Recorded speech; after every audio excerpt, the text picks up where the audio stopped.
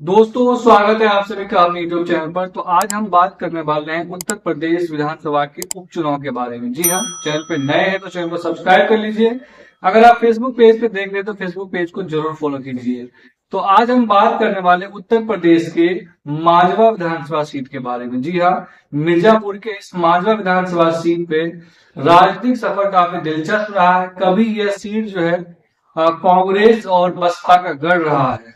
आपको बता दूं कि इस सीट पर कांग्रेस पार्टी के 8 बार कैंडिडेट जीते हैं, जबकि बसपा के 5 बार जीते हैं। बाकी बीजेपी की तरफ से 2 बार यहाँ पर जीत दर्ज हुई है। अगर हम बात करें इस मांझा विधानसभा सीट की, तो यह सीट 1969 तक 1969 तक जो है वो रिजर्व सीट थी।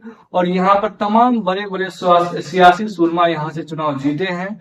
और एक और बात इस सीट की बात रही है कि जो भी इस विधानसभा से जीते हैं, विधायक बने हैं, वो उत्तर प्रदेश की सरकार में मंत्री भी बने हैं। लेकिन ये तमगा अब छीन चुका है मांझा विधानसभा से। और हम बात करते हैं 1974 में ये सीट पहली बार सामान्य हुई। तब तमाम बड़े दल जो है इस पर लगातार अपना सियासी समीकरण बिठाते रहे। और हम बात करें मांझा विधानसभा सीट की, तो 1993 में यह सीट इस सीट से मंत्री पद का जो है वो ताज छीन गया था। उसके बाद यह सीट विकास के मामले में काफी पीछे रह गया। अगर हम बात करें तो यह सीट उत्तर प्रदेश के मांझा विधानसभा सीट जो है 1952 में अस्तित्व में आया था। कभी यह सीट मांझवा कछवा जो क्षेत्र था वह सदर विधानसभा सीट का हिस्सा हुआ करते थे, लेकिन 1969 में यह सीट रिजर्व थी। उसके बाद 1974 में यह सीट जो है वो सामान्य हुआ। और कभी जहां पर ये सीट जो है वो वीआईपी सीटों में शुमार थी। कांग्रेस पार्टी या तमाम बड़े नेता यहाँ चुनाव जीते हैं। और मांझा विधानसभा सीट जो है वो कभी वीआईपी नेताओं के लिए शुमार थी। अगर हम बात करें तो जब यहाँ से विधायक बनते थे कोई भी विधायक नेता, तो यहाँ से जरूर मंत्री बनते थे। मंत्रियों में पंडित ललितेश पति त्रिपाठी जो अभी फिलहाल तो है नहीं, रुद्र प्रताप सिंह, भागवत लाल और दिग्गज नेता यहाँ पर इस सीट से चुनाव जीत करके मंत्री हुआ करते थे।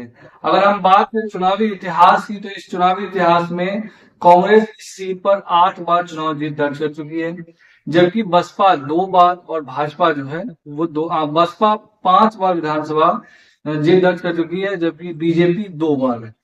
अगर हम बात करें जातिगत आंकड़े की, तो इस सीट पर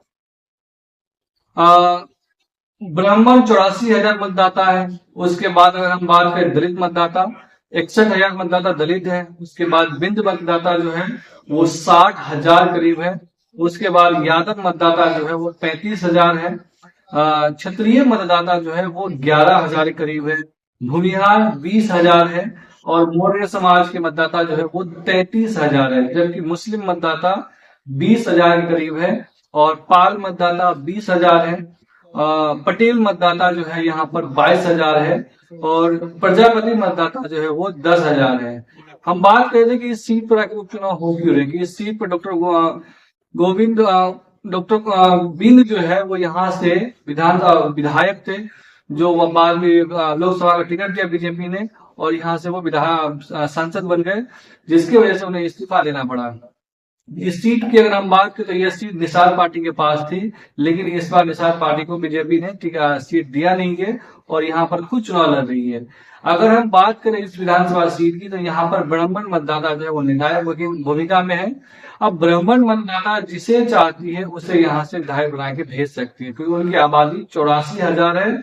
उसके बाद दूसरी सबसे बड़ी आबादी जो है वो दलित मतदाता की है। अगर हम कुल वोटर की बात करें इस विधानसभा में, तो लगभग 3,91,245 कुल वोटर्स है, जिसमें पुरुष मतदाता 2,66,003 मतदाता जो है वो पुरुष है। और महिला मतदाता की अगर हम बात करें तो 1,84,612 मतदाता जो है वो महिला है।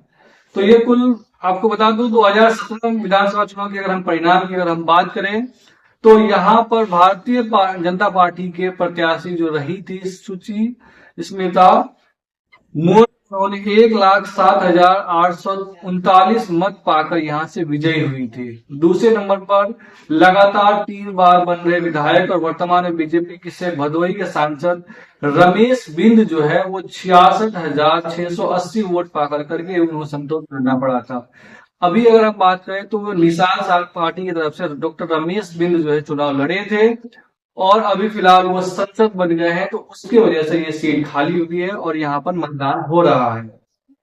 अब समाजवादी पार्टी की बात करें तो अखिलेश यादव के करीबी रोहित शुक्ला को 44,212 ही वोट मिले थे।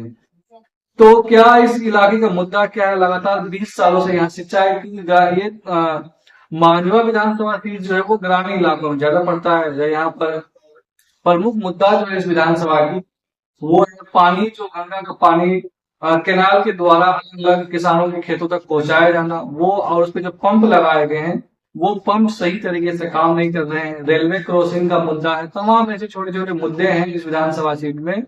और कई मतदाताओं से बातचीत करने के बाद, क्षेत्र घूमने के बाद, वहां के मतदाता चाहते हैं कि कुछ बदलाव हो, क्योंकि यहाँ से पहले रमेश बिंद विधायक हुआ करते थे, जो 2.5 साल बाद ही वो संसद बन के चले गए दिल्ली। तो लोगों को लगता है कि इस वजह से विकास का कार्य जो है यहाँ प्रभावित हुआ है। अब यहाँ पर मामला निर्णायक है और टक्कर माना जा रहा है। हालांकि मिर्जापुर के 5 विधानसभा सीट जो है वो बीजेपी और उसके सहयोगी दलों ने जीता था। एक भी सीटों पर कांग्रेस या समाजवादी पार्टी का खाता नहीं खुल पाया था। लेकिन क्या मिर्जापुर में के मांडवा विधानसभा सीट में इस बार उपचुनाव के जरिए समाजवादी पार्टी खाता खोल पाएगी? ये तो आने वाला वक्त बताएगा। लेकिन कांग्रेस पार्टी ने इस बार उत्तर प्रदेश में विधानसभा उपचुनाव लड़ने का फैसला नहीं किया है, और उन्होंने कहा कि हम सपोर्ट करेंगे समाजवादी पार्टी को और उसके कैंडिडेट को, जिसकी वजह से उन्होंने निर्णय लिया कि हम पूरी तरह सपोर्ट करते हैं इंडिया गठबंधन के तहत, और हम अखिलेश यादव से किसी प्रकार की कोई सीट नहीं मांग कर रहे हैं और ना ही हमारा कोई कैंडिडेट होगा। लेकिन आपको क्या लगता है, अगर आप मांडवा विधानसभा से देख रहे हैं तो इस बार किस पार्टी का माहौल आपके इलाके में है? आप हमें जरूर राय दे सकते हैं कमेंट के जरिए, और साथ ही साथ ये बता सकते हैं कि किस पार्टी का कैंडिडेट इस बार जो है वो भारी है, क्योंकि दोनों ही की तरफ से काफी मजबूत कैंडिडेट दिया गया है। लेकिन एक तरीके से बात करा जाए तो यहाँ पर इस बार जो है मुकाबला काफी कांटे का दिख रहा है। मिर्जापुर है, यहाँ पर अनुप्रिया पटेल का इलाका माना जाता है और संजय निषाद का भी इलाका माना जाता है। तो मुझे लग रहा है कि इस बार मुकाबला काफी दिलचस्प होने वाला है। तो आप हमें जरूर कमेंट करके अपना राय दे सकते हैं। चैनल पर नए हैं, चैनल को सब्सक्राइब कर लीजिए। अगर आप फेसबुक पेज पे देख रहे हैं तो जरूर फॉलो कर लीजिए।